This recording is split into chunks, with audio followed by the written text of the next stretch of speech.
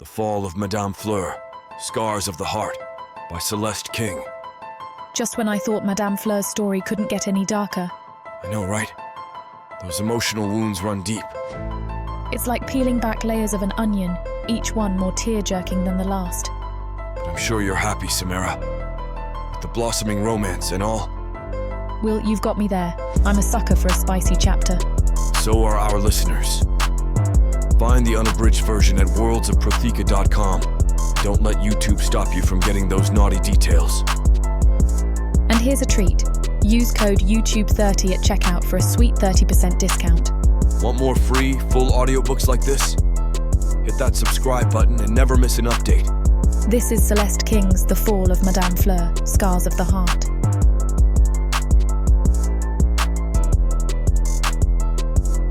Chapter 1. The polished wooden floors gleam beneath my feet as I sift through papers on my desk, a chaotic mix of enrolment forms and curriculum outlines. Madame Fleur's Academy for Young Ladies is finally complete, and the air hums with possibilities. Gazing out the door of my office, I never fail to notice the extravagant furnishings in the plush apartment I'm currently in, where Mother, Gail, and my sisters now find solace amidst our new responsibilities. A place to call home. A surprise gift from Vaeris that makes me smile every time I think about it. Many days and nights were spent around that large cedar dining set, crafting flyers.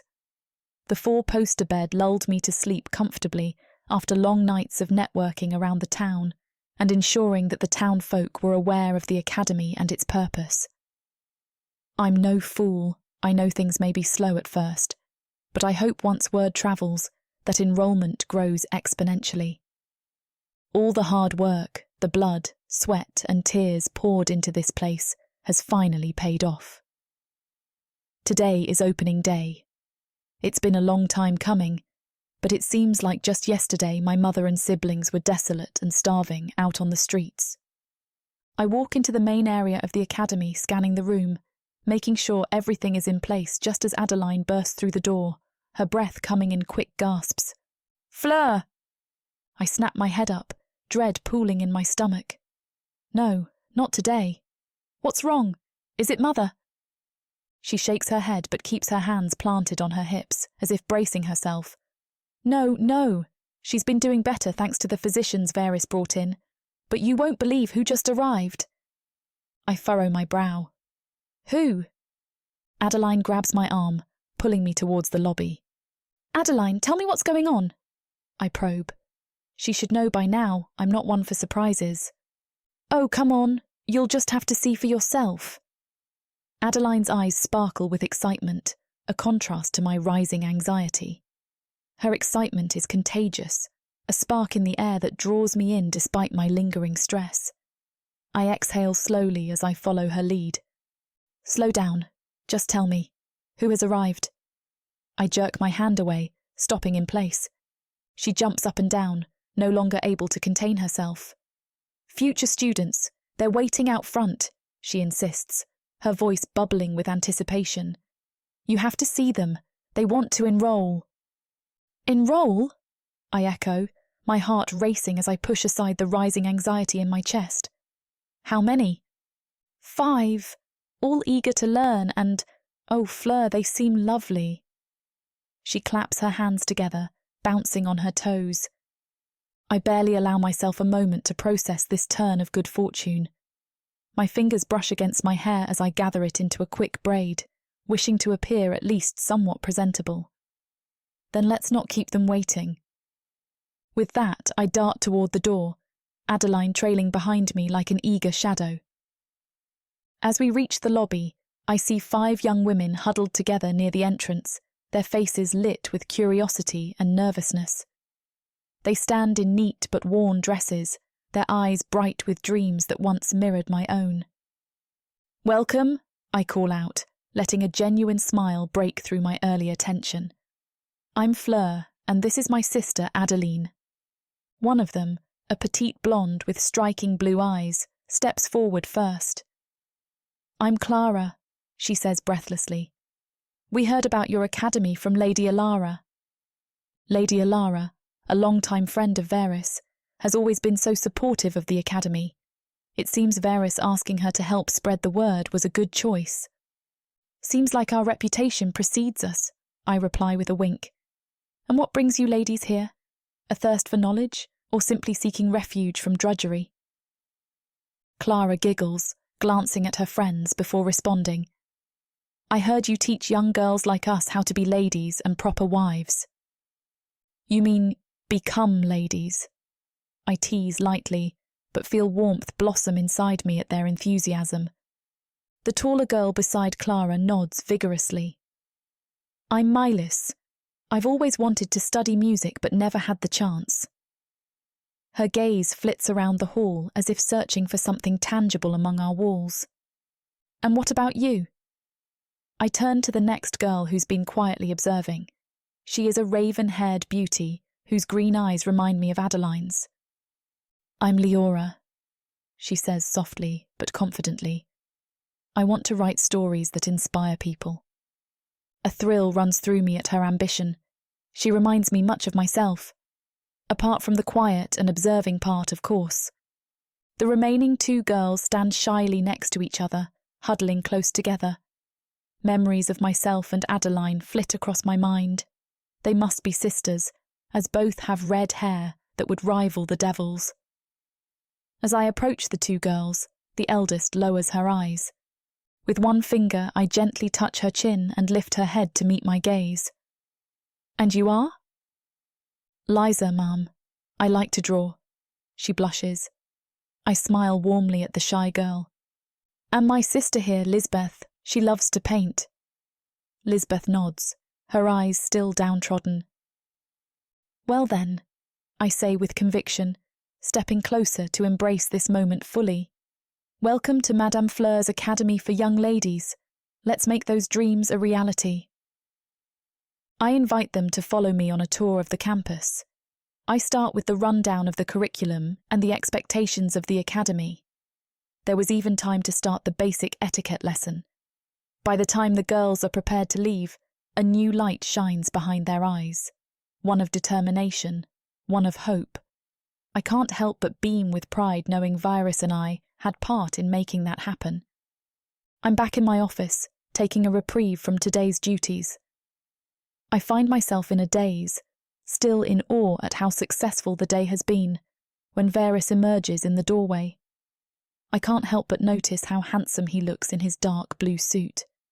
I scan him over, observing the curves and ridges of his muscles even through the fabric. Good afternoon, my little entrepreneur, he says with a grin.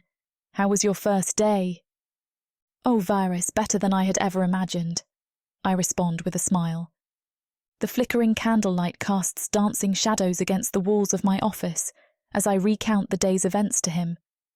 The way his violet eyes focus on me, sharp and intense, makes my heart race a little faster than it should. 5 new students? He leans back in his chair, rubbing beneath his chin. Impressive. Thanks, I say, trying to keep my tone casual. They seem eager to learn. It's refreshing. He smirks an infuriatingly charming expression that both delights and frustrates me. I told you this would work. You've got a talent for turning adversity into opportunity. I roll my eyes but can't suppress a smile. Flattery won't get you anywhere, you know. Ah, but it already has.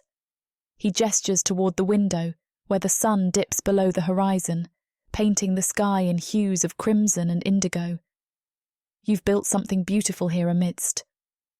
My heart swells with gratitude, and I find myself leaning forward instinctively. I couldn't have done it without your support. Vaeris straightens, his gaze piercing through me like an arrow aimed true. Then let's celebrate this success properly. Celebrate? I arch an eyebrow. Dinner, he declares with confidence. Just the two of us at the Gilded Rose. I blink at him in surprise. The Gilded Rose is for the elite, a place where common folk don't dare tread. Should we invite Adeline? I suggest hesitantly.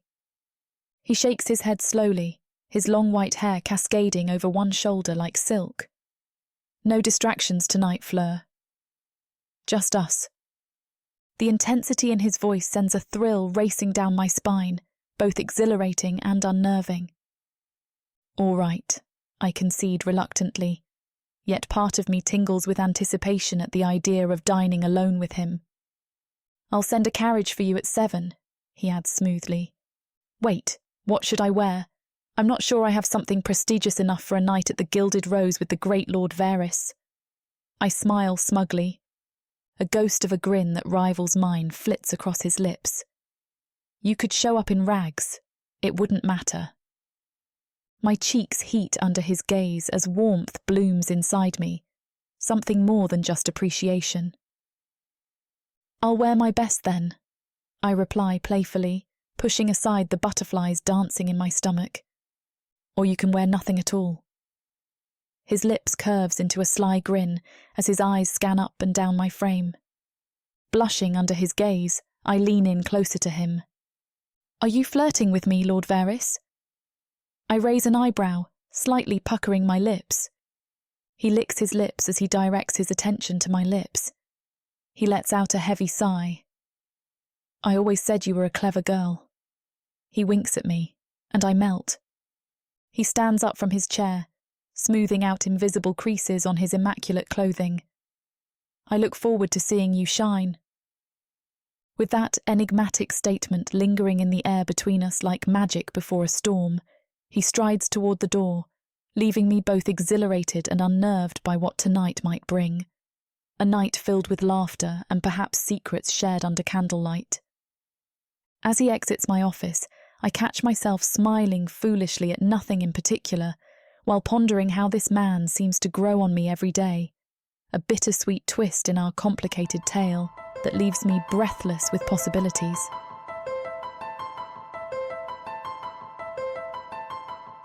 Chapter 2. Sorry for the interruption. I know you were gearing up for a steamy scene, but it's way too hot for YouTube. If we want to keep sharing our stories for free, we have to abide by YouTube's guidelines. To get the full unabridged audiobook, go to worldsofprotheka.com. Browse through unabridged audiobooks, countless ebooks and bundles offered at a discount. If the thought of me whispering all the dirty details into your ear isn't enticing enough, use discount code YouTube30 to get 30% off of all digital products. Story after story, audiobook after audiobook, the Worlds of Protheka are waiting for you. Protheka's magic is eternal. But unabridged, it's unforgettable.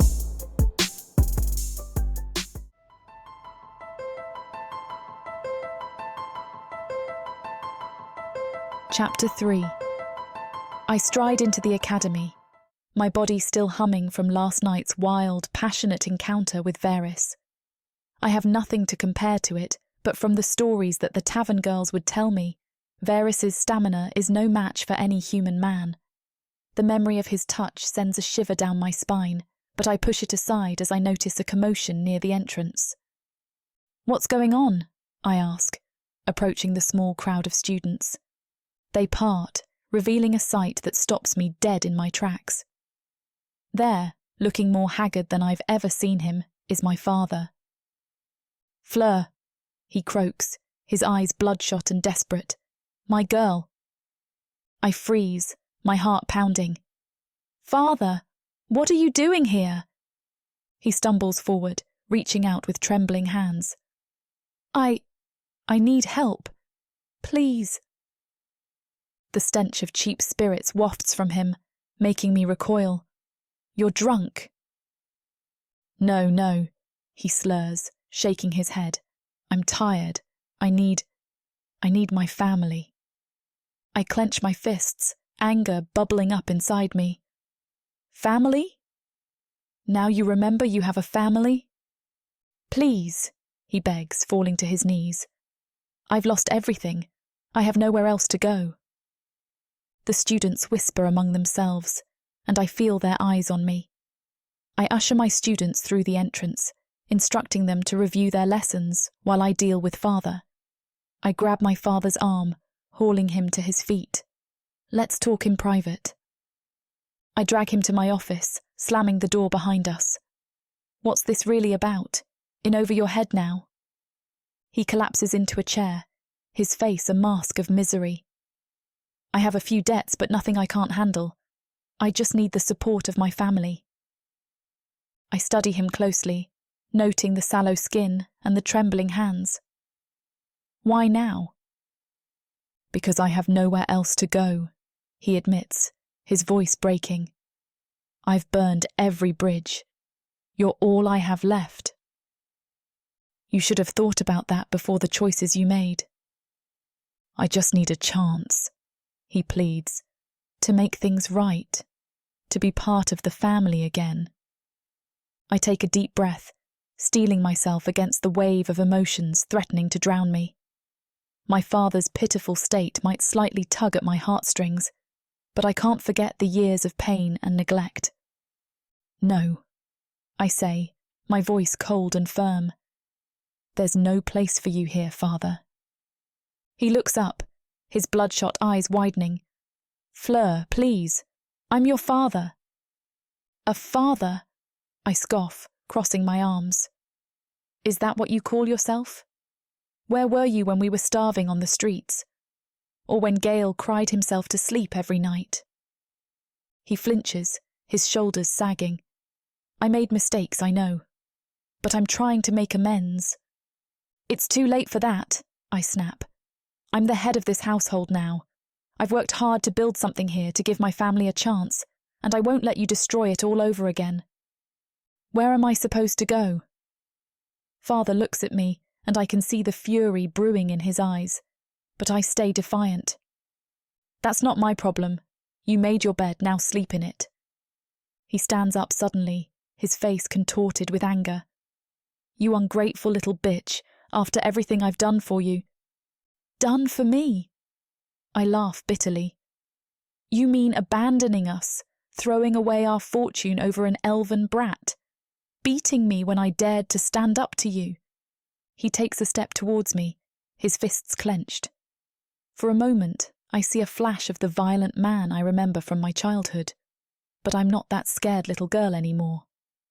Don't even think about it, I warn, my hand moving to the dagger hidden in my drawer.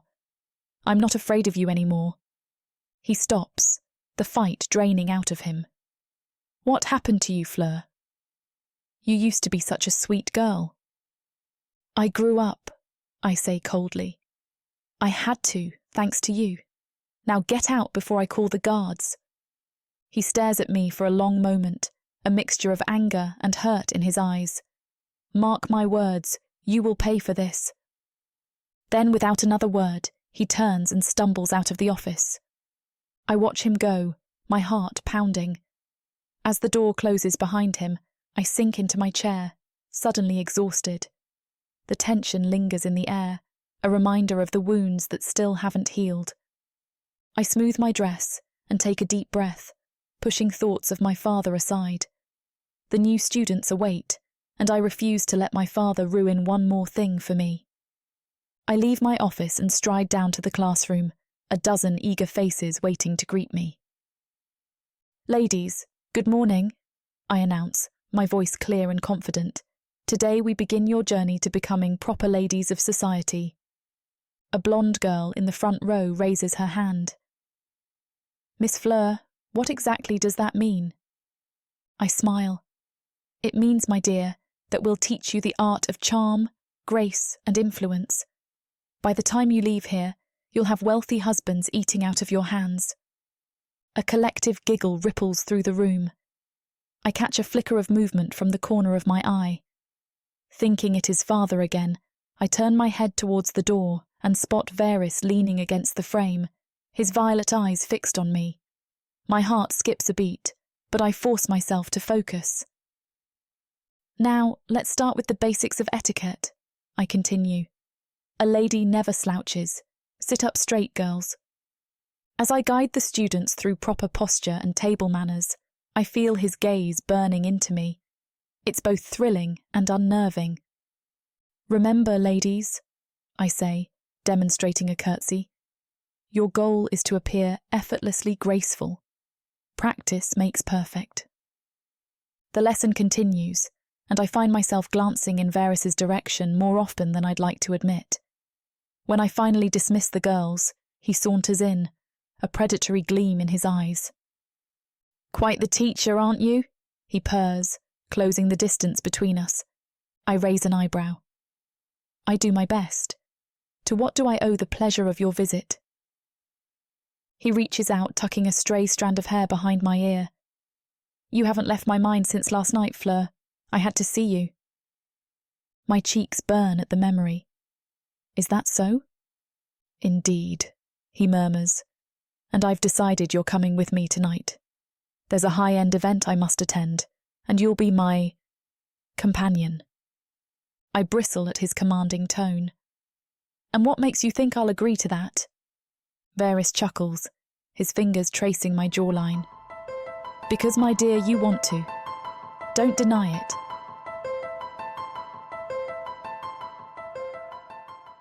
Rosenfire, our family holds great weight and power in Orthani, and yet I hear whispers. Do you think he can take him? There is no way that this could happen. No, more books. I can't remain locked in this ivory tower a moment longer. She's perfect. The Baron's daughter must be found. Julius, we shouldn't. Why shouldn't we? I am not a full dark elf. I do not possess their ethereal beauty. How will I find a mate? The lowly Baron's son apparently has shown that he has the same gift of fire-wielding as I, if not stronger. I am the family's dirty little secret. I am not the future of the family. Dukan is. This world was created from a seed of evil.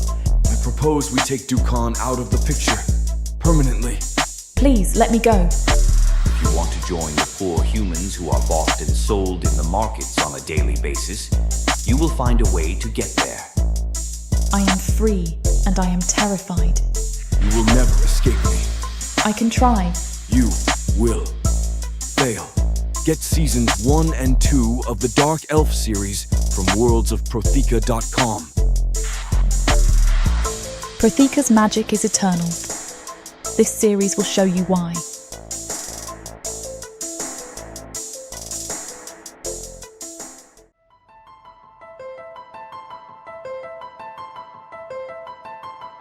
Chapter 4.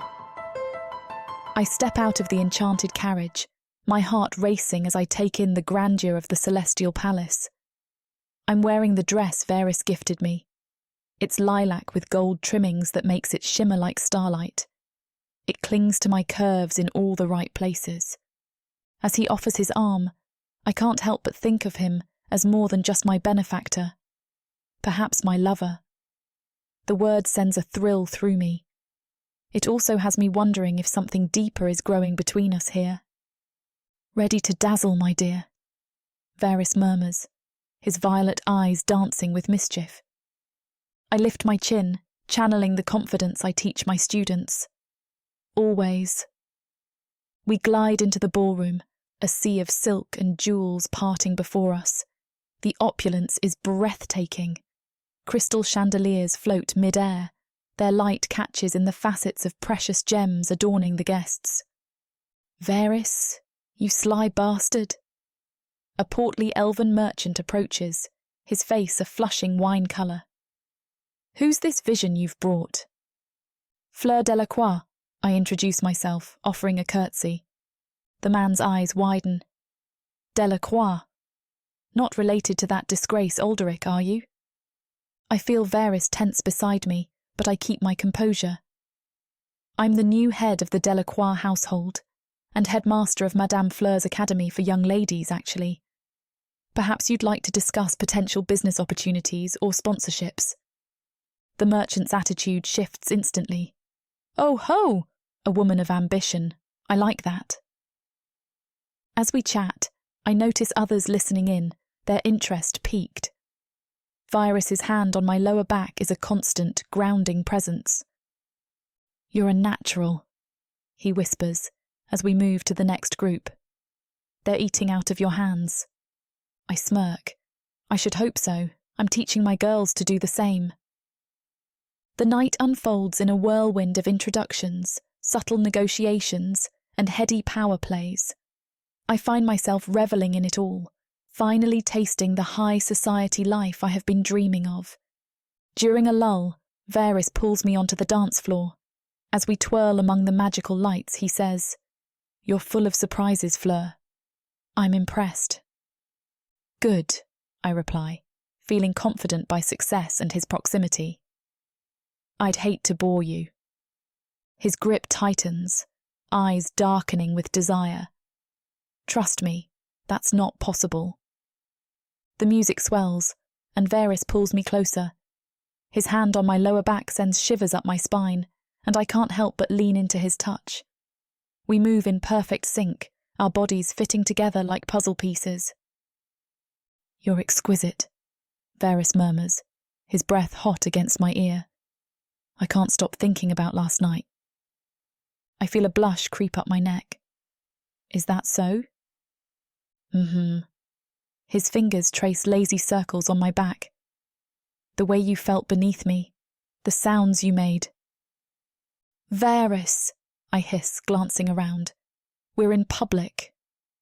He chuckles, low and deep. "And? Let them see how much I want you." I roll my eyes but can't suppress a smile. "You're incorrigible." "Only for you, my dear."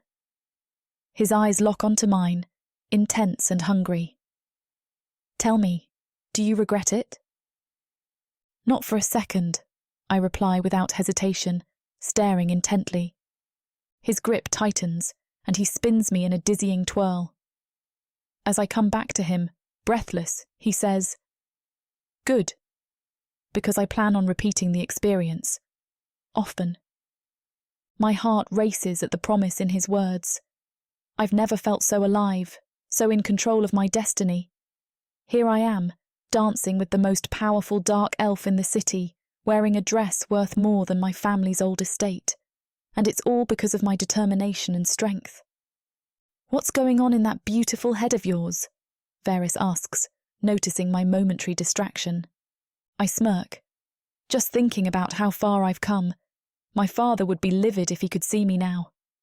"Ah, yes, the disgraced Alderic Delacroix." Vaeris's lip curls in distaste. "You're 10 times the person he ever was or will be." "I know," I say, and for the first time, I truly believe it. I've built something real, something lasting, my academy, my connections, and you. Vaeris raises an eyebrow. "Me?" I laugh, feeling bold. "Don't play coy, Vaeris. You're as much a part of my success as anything else." "Clever girl," he purrs, pulling me impossibly closer. "Using me for your own gain. I approve." As much as Samara and I want to finish what these two characters have started, it looks like this chapter is about to get too hot for YouTube to handle. Unfortunately, we have to pause here because their guidelines won't allow us to reveal the spiciest details. To keep bringing you these free audiobooks, we have to follow their rules. But don't worry. You can experience the full, unabridged version over at worldsofprotheka.com, where the boundaries of passion and fantasy collide. Use code YouTube30 for 30% off any of our unabridged audiobooks set in the rich and immersive worlds of Protheka. Protheka's magic is eternal. With these scenes, it will be unforgettable.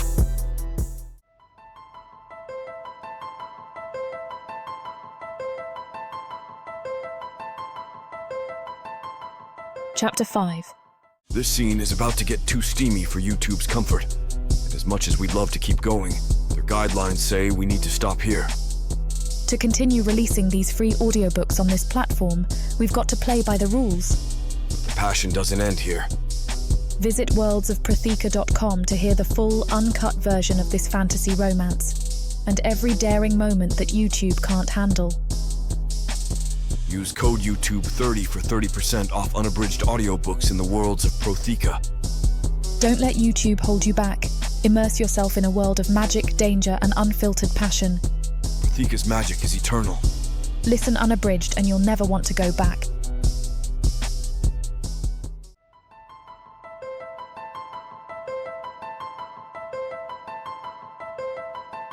Chapter 6. I lean back against the plush seat of Vaeris's carriage, smiling contently. The gentle rocking of the carriage lulls me into a dreamy state as I replay the night's events in my mind. Vaeris's arm drapes casually around my shoulders, his fingers tracing lazy circles on my skin. "You were magnificent tonight," he murmurs, his breath warm against my ear. "Every eye in the room was on you." "It was a great night, wasn't it?" I lay my head on his shoulder. "Every bit of it." I turn to face him, gazing at my vacant ring finger that will soon be adorned with a diamond, marking me as Vaeris forever.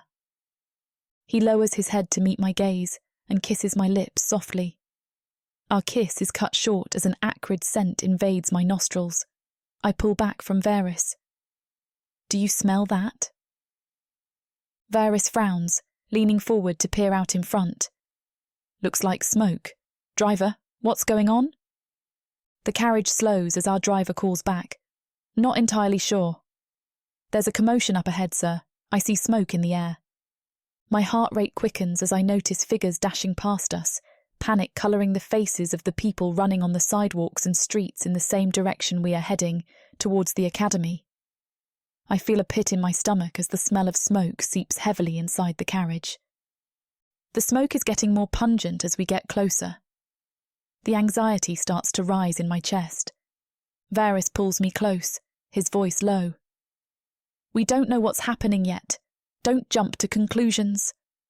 His grip on my shoulder tightens. Without a second thought, I inch closer to the carriage door.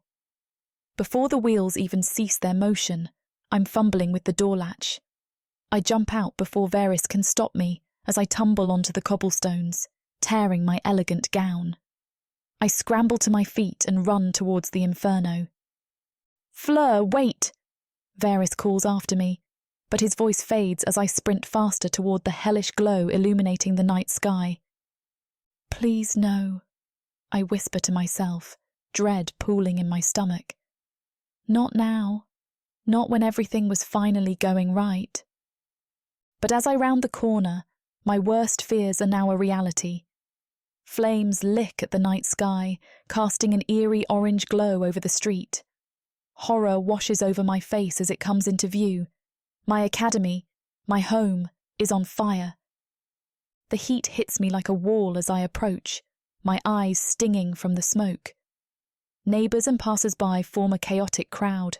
Some have fallen to their knees, seemingly overcome with emotion, while others simply gawk at the spectacle. "Adeline! Celine! Gale!" I scream, searching frantically for any sign of my siblings. "Mother!" They have to be somewhere in the crowd as I search for any recognisable faces. The panic and anxiety increase as I see no signs of my family. I push through the crowd. The fire roars, devouring everything in its path with merciless hunger. "No, no, no!" I chant, my feet carrying me closer to the inferno. "Mother! Adeline! Celine! Gale! Please, where are you?" Tears blind my eyes as the inferno beckons to me. I draw closer to the building entrance, holding on to the hope my family is all right. I inch closer to the front entrance of the building. The smoke fills my lungs like a heavy brick, but I push forward. I need to see them. I have to save them. It's my responsibility now. Townsmen rush past me, their shouts barely registering as I spot a gap in their line and lunge towards it, desperate to reach the burning building. Suddenly, strong arms wrap around my waist, pulling me back as I try to lunge toward the burning building. Vaeris's voice cuts through my panic. "You can't go in there. It's too dangerous." I struggle against his grip, tears streaming down my face. "But my family. Let me go." I clench my fists as I try to punch and kick my way out of his hold. "Fleur, stop!" Vaeris's voice cuts through my panic, his grip unyielding. "You can't go in there. It's suicide." I thrash against him, tears streaming down my face. "I have to save them. Let me go." A burly man in soot-stained clothes approaches us, his face grim beneath his helmet. "Ms. Fleur, I'm so sorry." "My family." I start, my voice breaking. Vaeris eases his grip on me while I stare intently at the man, desperately seeking the last ounce of hope in me. But he shakes his head, his eyes filling with tears. We got here as soon as we could and alerted all we could for help, but by the time we got here, it was already too far gone to try and contain. The world seems to tilt beneath my feet. No, I whisper, my knees buckling. No, that can't be true. They can't be. I'm so sorry, Mum. His voice barely audible over the roar of the flames.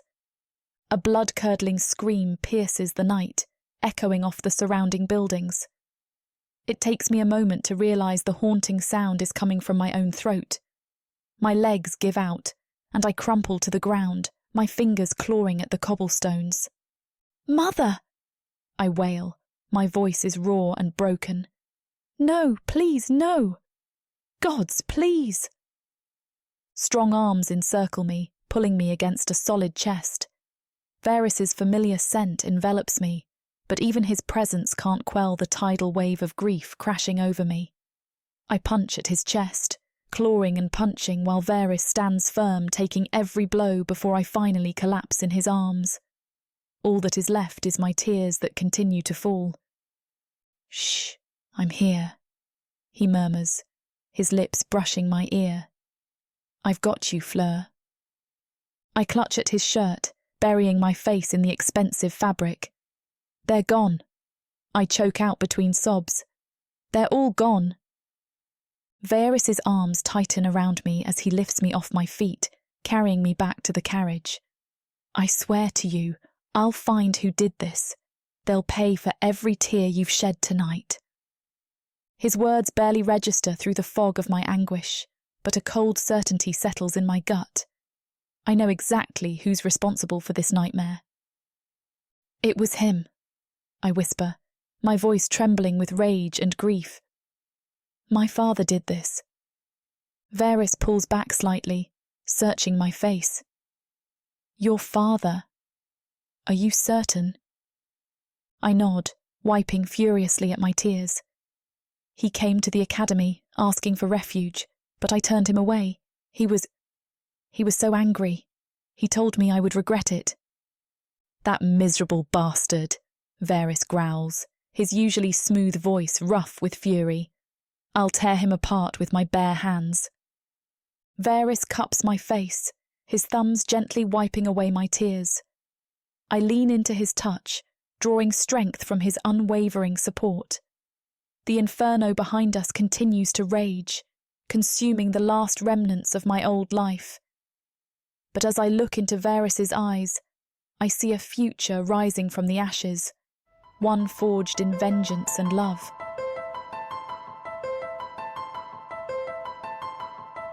Chapter 7. The week passes in a whirling blur. I am thankful for Vaeris and his support as he arranges for a proper funeral for my family. Vaeris insisted on a private ceremony, away from prying eyes and false sympathies. I'm grateful for his foresight. With just the two of us present, I stand before the 4 coffins of my family. Adeline, Celine, Gail, Mother. I let their name roll off my tongue in a whisper. My body is numb as I gaze upon each one. My mind feels like a haze of grief and fury. Vaeris's steady presence at my side is the only thing keeping me from crumbling. They deserved better, I whisper, my voice hoarse from days of crying. Vaeris squeezes my hand. They did, and we'll make sure their memory is honoured.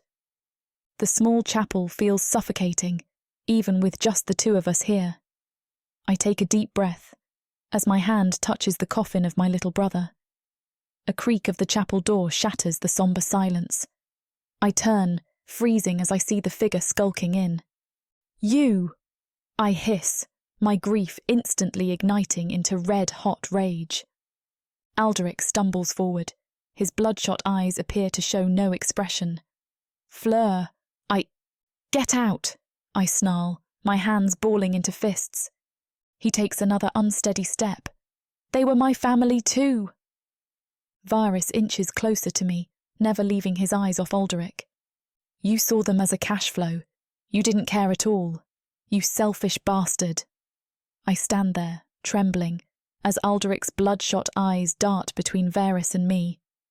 The stench of cheap liquor rolls off him in waves, making my stomach churn. I didn't know they were inside. Alderic slurs, jabbing a finger at me. This is all your fault. Had you let me back in, I would have known. My fault, I spit back, my grief morphing into pure rage. You're the one who burned your family alive. He staggers forward, his face contorting with fury. You think you're so much better than me, don't you? Like you've never made mistakes. I am better than you, I hiss, my hands balling into fists. I didn't destroy lives because I couldn't keep it in my pants. Alderic's eyes flash dangerously. You little... He lunges at me, raising his hand to strike. I brace myself for the blow, but it never comes. In a blur of motion, Vaeris steps between us, his fist connecting with Alderic's jaw. The crack echoes through the chapel as my father crumples to the floor.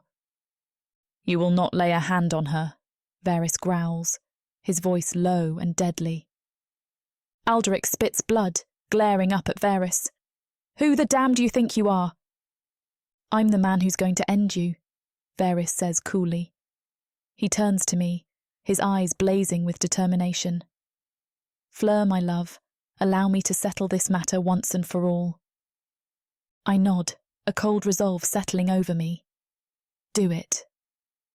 Vaeris faces Alderic again, his posture rigid with a fury that he's trying to contain. I challenge you to a formal duel, you miserable excuse for a human. Let's see if you can face someone who can actually fight back. Alderic struggles to his feet, swaying slightly. A duel? You can't be serious. Oh, I assure you I'm deadly serious, Vaeris says, his lips curling into a predatory smile. Unless you're too much of a coward, and from where I'm standing, a man who can murder his entire family because his pride got hurt is a coward. I'm no coward, Alderic snarls, puffing out his chest. Name the time and place. Tomorrow at dawn, Vaeris says.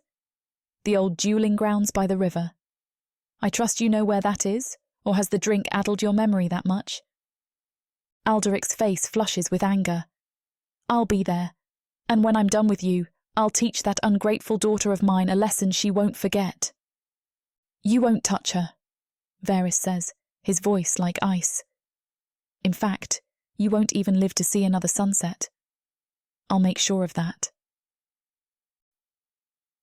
Later that night, I watch as Vaeris paces the room, his lean form taut with anticipation. The soft glow of candlelight dances across his dark grey skin, casting shadows that accentuate his sharp features. His eyes gleam with a cold determination that both thrills and terrifies me. Are you sure about this? I ask, my voice barely above a whisper. Vaeris turns to me, his white hair swaying with the motion. Absolutely. That bastard needs to pay for what he's done to you, to your family. I nod, a lump forming in my throat. I know, but if something happens to you... He approaches me, his steps silent on the plush carpet. He cups my face in his hands, his touch surprisingly gentle for someone so lethal. I promise you, my love, I will end this. Your father's reign of destruction stops tomorrow. I lean into his touch, drawing strength from his presence. Anything could go wrong, Vaeris, my father. Alderic, he doesn't fight fair. A wry smile plays at the corners of his mouth. Have a little faith in me, darling. I didn't get where I am by losing duels. Despite everything, I can't help but chuckle. Always so confident. With good reason, he says, pulling away to retrieve a sleek, curved blade from its sheath. The metal gleams wickedly in the candlelight. This beauty has never let me down. I watch as he tests the edge with his thumb, a bead of dark blood welling up. Be careful, I murmur. Vaeris grins, a predatory glint in his eyes. Oh, I will be. It's your father who needs to worry about being careful. As he begins to polish the blade, I can't help but marvel at the contrast between his deadly skill and the tenderness he shows me. It's a heady combination, one that both excites and comforts me. Tell me again, I say, needing to hear the words. Tell me it'll be over soon. Vaeris pauses in his work, fixing me with an intense gaze. By this time tomorrow, Fleur, your father will be nothing but a bad memory, and we can begin making our own memories. I swear it. I nod, clinging to that promise like a lifeline. As Vaeris resumes his preparations, I close my eyes and pray that his words will prove true.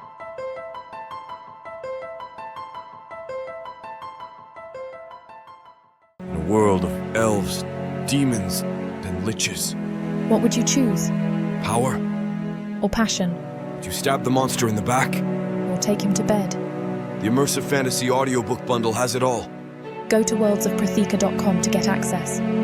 Use code YouTube30 to get an additional 30% off. Protheka's magic is eternal. Audio bundles will make it immersive.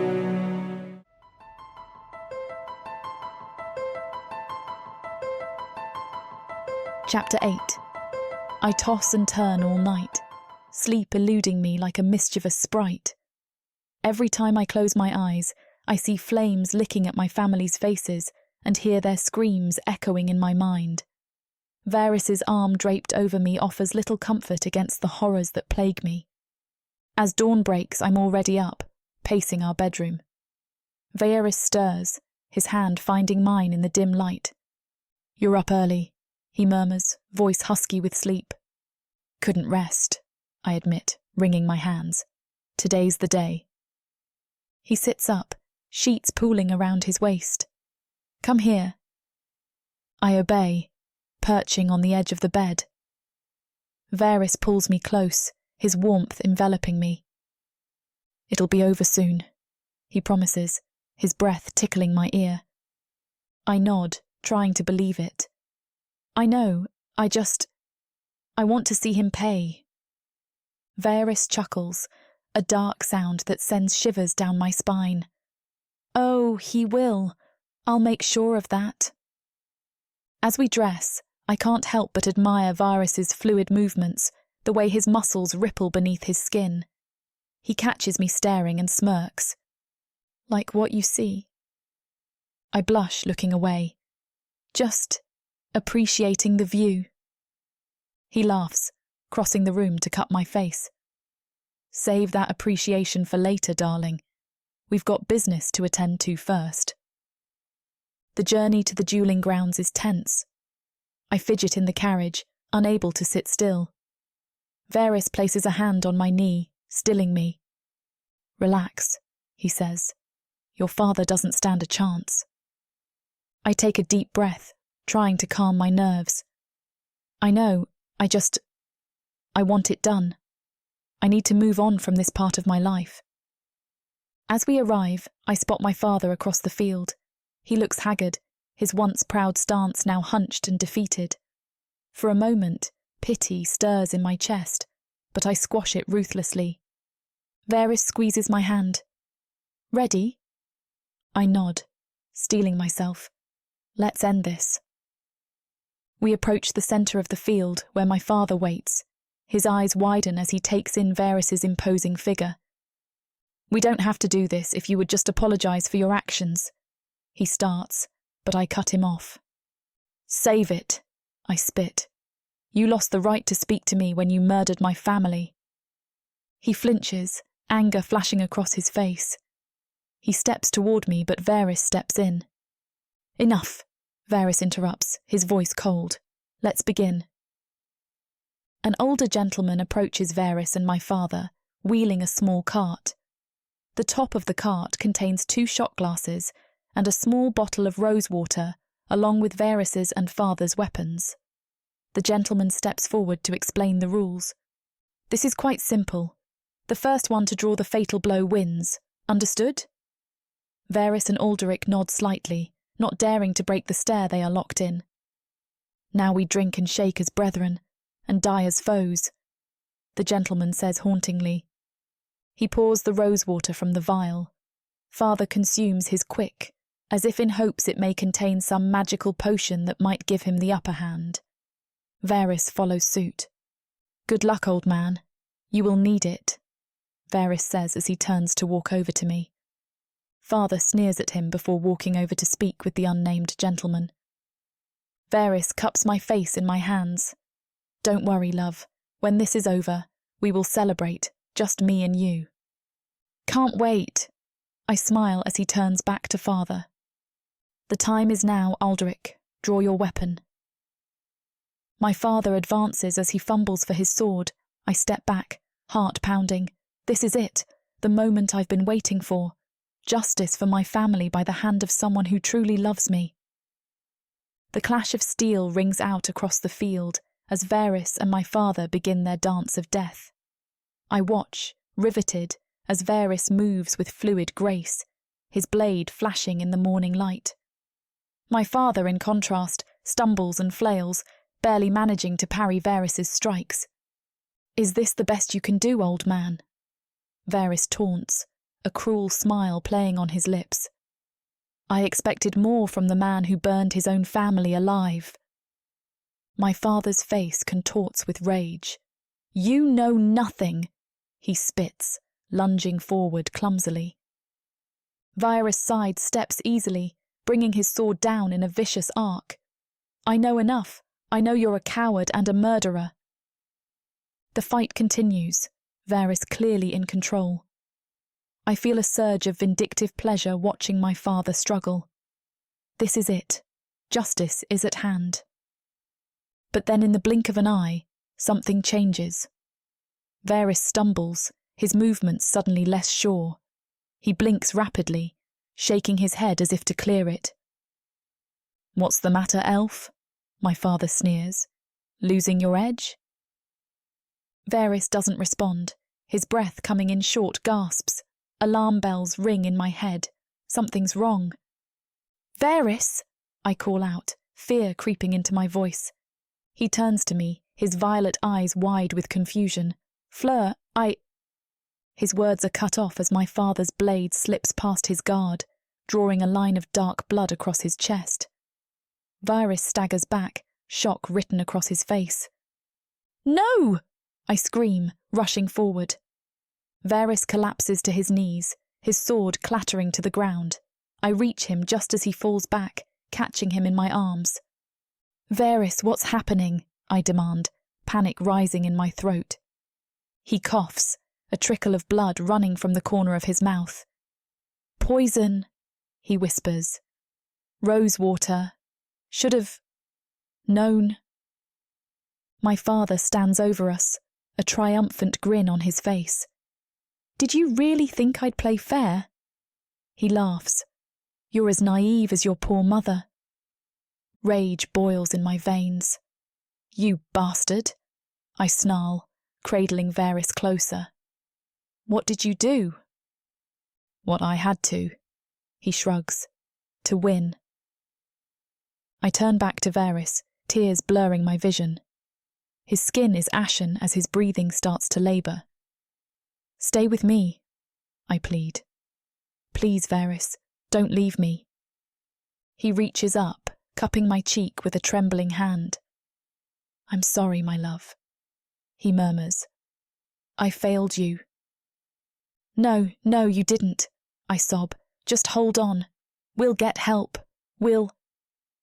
Vaeris places a finger on my lips as he tries to lift his head to kiss me. I lower my head to meet his lips, but am cut short by the sudden cough that overtakes him. You are a fury, my love. You are destined to rule this world. Don't forget who you really are, he manages to say. Tears stream down my face as I nod to his words, unable to speak. My Fleur, he whispers as he caresses my face. But before I can speak, his eyes are already glazing over, his hand going limp against my face. The light fades from those beautiful violet eyes, and I feel my world shatter all over again.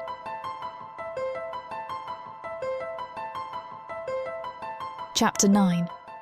I cradle Vaeris's lifeless body, my world crumbling around me. I'm sorry, my love, I whisper. I'm so sorry I couldn't protect you. I kiss Vaeris's cold lips one last time. Thank you for giving me my wings to fly. I will spend my entire life trying to repay you. The rage bubbling inside me threatens to consume everything in its path. My father's triumphant laughter echoes in my ears, igniting a fury I've never known before. You! I snarl, gently laying Vaeris down and rising to my feet. I look at father, gritting my teeth. I hate you! I shriek, tears streaming down my face. I wish you'd died instead of them.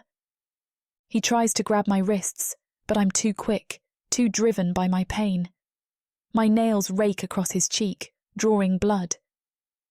You may still be standing right now, I say, my voice low and dangerous. But you are as good as dead to me. Alderic's voice cuts through the haze, a sneer dripping with smugness as he taunts me. Look at you, you poor girl. You've lost everything. Your pathetic suitor is dead. Your family's gone. All you have left is your pathetic pride. Does it pain you knowing this is your fault? I whirl around, my fists clenching at my sides. The world blurs, tears and rage clouding my vision. My fault? I spit as I get up and take a step toward him. You dare blame me for your sins? He laughs, a hollow, mirthless sound that echoes in the empty street. Sins? I gave you everything, ungrateful brat, and look how you repay me. Gave me everything? My voice rises, cracking with emotion. You're like a black plague. Alderic's eyes narrow, a flicker of something, fear, perhaps, crossing his face before it's replaced by that infuriating smirk. You always were dramatic, Fleur, just like your mother. The mention of my mother sends a fresh wave of pain through me. I lunge forward, grabbing the front of his tattered shirt. Don't you dare speak of her, I hiss, my face inches from his. You lost that right when you left us to rot in the slums. He doesn't flinch, doesn't even try to break free. Instead, he leans in closer, his breath hot on my face. And yet, here you are, still standing, still fighting. Tell me, daughter, where did you get that strength? Certainly not from your dear dead Vaeris. I release him with a shove, stumbling back. My gaze flicks to Vaeris's body, still lying where he fell. The sight of him, so still and pale, threatens to break me all over again. You're wrong, I whisper, more to myself than to Alderic. Vaeris showed me what true strength is, what love is, something you could never understand. Alderic scoffs, brushing off his shirt as if my touch had soiled it. Love, don't be naive, girl. He saw you as a pretty toy, nothing more. Shut up, I growl, my hands trembling at my sides. You know nothing about him, about us. I know men like him, Alderic sneers. I was one, once upon a time. We take what we want and discard the rest. Face it, Fleur, you were just another conquest. I turn away from him, walking back to Vaeris's body. Kneeling beside my fallen love, I brush a strand of hair from his face. I'll miss you always, my darling, I murmur, but this I promise you, I'll make sure your sacrifice wasn't in vain. Rising to my feet, I face my father one last time. He watches me, a mixture of smugness, with a hint of fear. My body trembles with a rage I can no longer contain. A red haze clouds my vision. My heart races, not with fear, but with something dark, primal, a wrath that has been simmering for far too long. You've taken everything from me, I whisper, my voice a dangerous calm, like the quiet before a storm. My family, my dreams, my love. You don't deserve to breathe another moment. Alderic's eyes widen, a flicker of fear finally breaking through his arrogant facade. Now, Fleur, let's not be hasty. I don't let him finish. In one fluid motion, I snatch up Vaeris' sword from where it fell. The weight of it feels right in my hand, as if it's been waiting for this moment. Hasty? I spit the word out like poison. I've waited years for this, Father. Years of watching you destroy everything we had, everything we were. He backs away, hands raised in a placating gesture. You don't want to do this, sweetheart. Think about what your mother would say. Thanks to you, she's not here for me to know. The words tear from my throat in a primal scream. But if she were, if they all were, I'm sure they would be thrilled to have a front row seat to your undoing. I lunge forward, the sword's point aimed at his heart. Alderic stumbles back, tripping over his own feet. He falls, sprawling on the ground, looking up at me with wide, terrified eyes.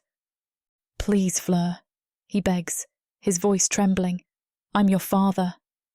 I pause, the sword hovering inches from his chest. For a moment, I see a flash of the man he used to be, the father who once held me on his shoulders, who taught me to read and write. But then I remember the flames engulfing our home, the screams of my family, and Vaeris' body cooling on the ground behind me. And I know there's only one way this can end. You stopped being my father long ago, I say, my voice cold and final. The sword plunges down, and Alderic's plea turns into a choked gasp. Blood bubbles from his lips as he stares up at me, shock and betrayal written across his face. I watch the life drain from his eyes, feeling nothing. No satisfaction, no relief, no closure. Just an emptiness that threatens to swallow me whole. As Alderic's body goes limp, I release the sword, letting it clatter to the ground. I stumble back, my legs suddenly weak. The adrenaline fades, leaving me hollow and spent. I turn to look at Vaeris, his beautiful face peaceful in death. It's done, my love, I whisper. But what now? What am I supposed to do without you? The silence that answers me is deafening. The victory I thought I wanted tastes like ashes in my mouth. I've won, but I've lost everything in the process.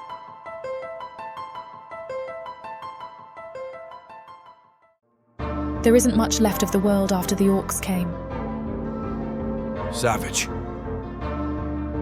Brutal. Merciless.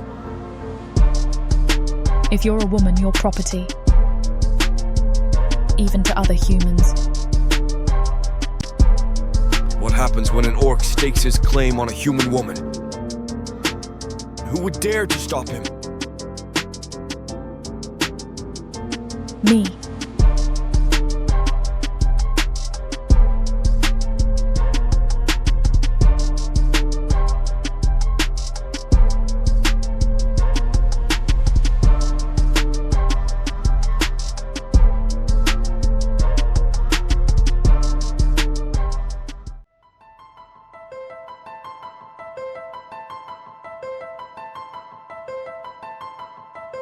Chapter 10. I stand in the ruins of my life, surrounded by the ashes of everything I once held dear. The weight of loss presses down on me, threatening to crush what is left of my spirit. Days blur together, each one a hazy reflection of the last. Tears threaten to well my eyes as I look around the remnants of the academy, of my home, my family. A knock startles me from my stupor. I look to find a messenger, his face a mask of professional detachment. "Lady Fleur?" he inquires, eyeing me warily. I nod, unable to summon the energy for words. He hands me a heavy envelope. What is this? I look at him with curious eyes. Blood money, milady, instructed by Lord Vaeris' death, as per custom. My condolences. The messenger tips his hat and turns to walk away. The envelope feels like lead in my hands, but with trembling fingers I open it. Gold coins spill out, glinting mockingly in the dim light. A folded piece of parchment catches my eye. I unfurl it, recognizing Vaeris' elegant script immediately. "My dearest Fleur," it begins, I press a hand to my mouth, stifling a sob. If you're reading this, I'm no longer by your side. Know that every moment with you was a treasure beyond compare. I leave you all that I possess. My fortune, my properties, my legacy, it is yours to do with as you see fit. You have shown me a world beyond ambition and calculation. For that, I am eternally grateful. Live well, my love.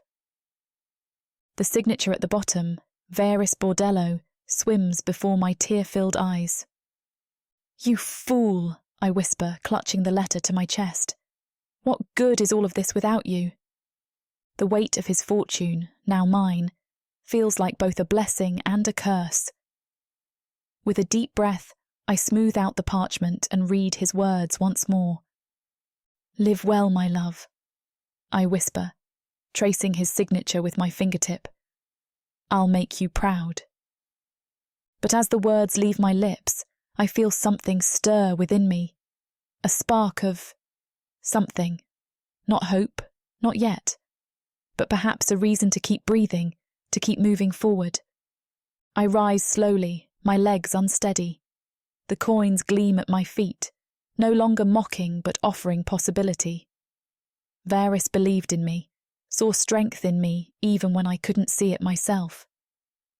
All right, Vaeris, I say to the empty room, my voice hoarse but gaining strength. You've given me the means, now I'll find the way. I stand at the rubble surveying the site before me. I've called dozens of townsmen to the site, to offer them a proposition. I climb up on what is left of the front steps and clear my throat. Gentlemen, per the late Lord Bordello's will, I am the owner of his entire estate. That includes this academy building. As I scan the crowd, determination floods through me, as I push aside the numbness of grief. I am prepared to compensate you all for your help with the rebuild, starting immediately, I tell the crowd. A young gentleman in the front row raises his hand to speak. Wouldn't you like some time to? No, I say firmly. Time won't bring back what I've lost. But I can honour Vaeris's memory by continuing our work. He looks up at me with a smile. Then rebuild we will. I pause, a bittersweet smile tugging at my lips. I appreciate you all, I say, my voice steady. The Bordello will rise again. As they turn to begin their preparations, I step further into the building.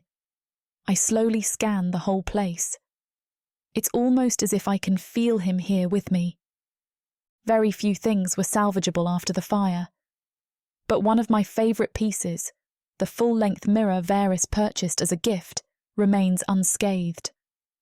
I stand before the mirror, barely recognising the woman staring back at me. My eyes, once bright with hope and love, now gleam with a cold determination. The softness in my face now a memory. All I see are sharp angles and an expression of hardness from years of hurt, anger, and loss. I stare at myself for a moment as I take a deep breath as the words whisper to me like the wind. Live well, my love. I promise, I say to myself, and as a declaration to Vaeris, I will keep you with me always. The academy will rise from the ashes, just like me.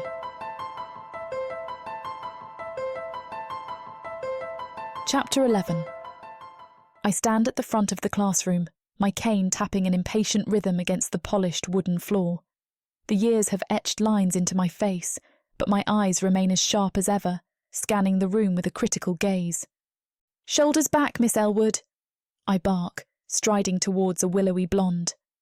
The cane whistles through the air, landing with a sharp crack against her upper arm. She flinches but corrects her posture. Better, a lady doesn't slouch even when she thinks no one's watching. I move down the line, adjusting arms and elbows with quick, efficient taps. Chin up, Miss Harlow. You're addressing a marquee, not examining your shoes. The girls stand rigid, fear and determination warring in their eyes. Good. Fear keeps them alert, and determination keeps them here. Miss Blackwood, I say, pausing before a redhead with a rebellious glint in her eye. Perhaps you'd like to demonstrate the proper way to curtsy for the class. She steps forward, a hint of a smirk playing at her lips. Of course, Madame Fleur. I watch as she bends her knees, keeping her back straight. It's nearly perfect, but...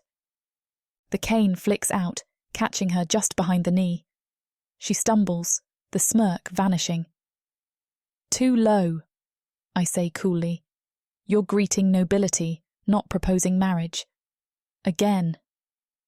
As Miss Blackwood repeats the curtsy, I feel a familiar weariness settle into my bones. The constant vigilance, the endless corrections, it's necessary, but exhausting. I glance at the ornate clock on the wall. That's enough for today. Class dismissed. Review your etiquette manuals before tomorrow's lesson. The girls file out, a rustle of skirts as whispers fill the air of the girls' conversations. I lean heavily on my cane, suddenly feeling every one of my years. Lily, I call to my assistant. Hold my appointments for the afternoon. I'll be in my office. She nods, concern flickering across her face. Of course, madame. Shall I bring you some tea? No, I say, already turning towards the door. I just need some quiet. My office sits on the other side of the building. There is a long hallway to get there. I like it better this way whenever I have to conduct any business. The girls are not a disruption to negotiations and meetings. I also like the company of myself most of the time. Today, for some reason, the walk feels longer than usual. I take the time to let my thoughts flood my mind. I can't help but wonder if this is all there is, an endless cycle of moulding young women into weapons, preparing them for a world that will try to break them. I stop for a moment as my gaze falls on the portrait of Vaeris that hangs on the wall. Even after all these years, the sight of him still sends a pang through my heart. What would you think of me now, my love? I whisper to the empty hall. Am I protecting them, or just creating a different kind of cage? I'm halfway to my office when a small, grimy tornado bursts through the hallway door and crashes into me. The impact nearly knocks me off my feet, and I stumble back, my cane clattering to the floor. What in the... I start, but the words die on my lips as I take in the sight before me. A human girl, no more than 10, scrambles to her feet. Her wild, matted hair hangs in her face, and her clothes are little more than rags. But it's her eyes that catch me, fierce, defiant, and unmistakably afraid. Before I can say another word, the thundering of boots echoes down the hallway. 2 of my guards round the corner, red-faced and panting. Madame Fleur, the first one wheezes. We apologise for the disturbance. This little thief... Thief? I arch an eyebrow, my voice dripping with disdain. And pray tell, what could a child possibly steal that has you 2 lumbering after her like enraged bulls? The second guard, still catching his breath, manages to sputter. Kitchen, she was in the... took food. I turn my gaze back to the girl. She's pressing herself against the wall, eyes darting between me and the guards like a cornered animal. Is this true? I ask her, keeping my voice level. She lifts her chin, a hint of that earlier defiance returning. Wasn't stealing. Can't steal what nobody wants. Scraps from the bins, most like, the first guard mutters. Something twists in my chest, a feeling I thought long dead. I push it aside and fix the guards with an icy stare. And this warranted a chase through my academy? Disturbing me, my staff over table scraps? The guards exchange uneasy glances. We'll remove her at once, madame, the first one says, reaching for the girl. Stop! The word cracks like a whip, and both men freeze. You've done quite enough. But madame... She's still pressed against the wall, but some of the fear has left her eyes, but she remains curious. I study her for a long moment, taking in the sharp angles of her face, the stubborn set of her jaw. My mind starts to race. There's something about her that tugs at a long-forgotten part of me. Despite the grime and the tangled mess of her hair, I see a spark in her eyes that's achingly familiar. You too? I snap at the guards without taking my eyes off the child. Are you still here? I swear, the academy would crumble if it relied on imbeciles like you. Get out of my sight. But madam... Now. I don't raise my voice, but the steel in it is unmistakable as I lift my head to glare at them. They hesitate for a moment before bowing stiffly and scurrying down the hallway, leaving me alone with this wild creature. I wait until their footsteps fade before turning back to the girl. I bend down, ignoring the protest in my aging knees, to retrieve my cane. As I straighten, I catch her eyeing it warily. "Oh, relax," I say, rolling my eyes. "I'm not going to hit you with it, though heaven knows you could use a good thwarting." She doesn't respond, but her shoulders relax a fraction. I tap my cane on the floor, considering her. "When's the last time you had a proper meal, girl?" Her stomach growls in response, and a hint of colour touches her grimy cheeks. "Dunno," she mumbles. "What's it to you?" I bark out a laugh. She reminds me of my younger self. "Insolent little thing, aren't you? Come on then. Let's get some food in you before you keel over and dirty my floors." I turn and start walking, not bothering to check if she is following. After a moment, I hear the patter of bare feet on marble. "Why are you helping me?" she asks, suspicion clear in her voice. I pause, considering my answer. Because once upon a time, I was just as pathetic as you are now. Minus the layer of filth, of course. "I ain't pathetic," she grumbles. "No?" I raise an eyebrow. "Then what would you call a starving child stealing scraps?" She doesn't have an answer for that. We walk in silence for a moment before I speak again. "Where are your parents?" I ask. The silence has me lowering my head to gaze at her. The little girl shamefully looks up at me. I don't have any parents. I don't have no one. Emotions stir within me.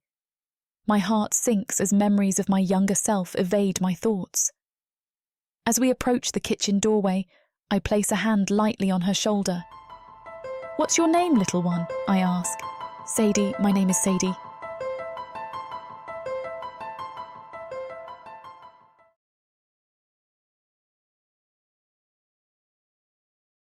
From the depths of the darkness of Protheka, Or clawing up from the realms of fantasy.